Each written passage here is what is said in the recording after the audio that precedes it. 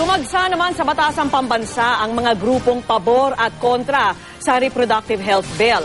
At sa unang simbang gabi kaninang madaling araw, binasa sa ilang misa ang pastoral letter ng CBCP kontra sa kontrobersyal na panukala. At mula sa lungsod ng Quezon, nakatutok live si Susan Enriquez. Susan! Vicky, sa Northgate nitong batasang pambansa, nagpang-abot itong mga tutol at pabor dito sa RH bill. No? Yung, syempre, yung mga pabor, yung mga nakasuot ng violet o kulay ube, samantala yung mga nakapula naman, yung mga tutol dito sa naturang panukalang batas. Pero dahil mas nauna raw dumating yung mga naka-ube, nakapasok sila lahat doon. At dahil mas marami din naman daw yung dumating na mga nakapula o yung mga anti-RH, marami pang naiwan doon sa harap nitong Northgate. At naging maayos naman, actually, yung mga naiwan na nakapula ay nagdasal lamang at nagkantahan dito sa harap ng Northgate ng batasang pambansa. Sa pamamagitan ng pag-awit at pagdarasal, idinaan ng grupong laban sa pagpasa ng Reproductive Health Bill o Anti-RH Group ang kanilang programa. Mangilan-ngilan na lang ang naiwang nakasuot ng purple. Ang mga naunang dumating sa Northgate, karamihan, nakapasok sa loob ng batasang pambansa. Nagkabuhol-buhol nga ang traffic sa tapat ng gate dahil na rin sa dami ng nakaparadang sasakyan na ginamit na magkabilang panig. Hindi na kayo nakapasok? Hindi na po, ma'am. Bakit po? Ano sabi? Sabi puno na daw po. Okay lang kasi para maipagdasal namin lahat ng tao rito.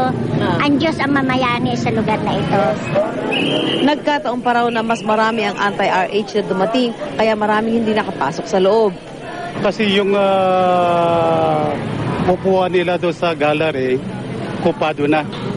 Wala nang bakante. Nakaantabay naman sa harap ng Northgate ang mga pulis mula sa NCR Regional Public Safety Battalion. 2 fire truck din ang nakastandby sa loob ng Northgate. Nakita naman namin mga nagpe-prayer vigil yan. So, wala namang nakikitang magiging gulo kasi nagdadasal lang sila sa... Kasabay naman ang unang simbang gabi sa Metropolitan Cathedral sa Naga City, binasa ang pastoral letter ng Catholic Bishop Conference of the Philippines o CBCP kontra RH Bill. Ayon sa liham, ang panukala raw ay magreresulta ng pagkasira ng pamilya at pang-aabuso sa kababaihan. Magtutulak din daw ito ng immoralidad at abortion. Ito'y panahon ng pagkakaisa, pagmamahalan, higit sa lahat, pagtatanggol natin sa buhay na galing sa Panginoon. RH Bill din ang sentro ng homily sa Misa de Gallo kahapon. Umaasa sa retired Cebu Archbishop Ricardo Cardinal Vidal na hindi maipapasa ang RH Bill. Mas mataas din daw ang batas ng Panginoon kung ikukumpara sa tinatawag na laws of men. Ang kinatatayo ko ngayon ay ang main gate ng batasang pambansa. Kung mapapansin ho ninyo, wala ho dito mga nagrarally mga kontra o pabor dito sa RH Bill dahil yung mga grupo po na ito, yung anti at pabor, ay doon po sila dumiretso sa Northgate dahil doon sila pinapayagang makapasok sa loob nitong session hall ng batasang pambansa. Vicky? Alright, maraming salamat sa iyo, Susan Enriquez.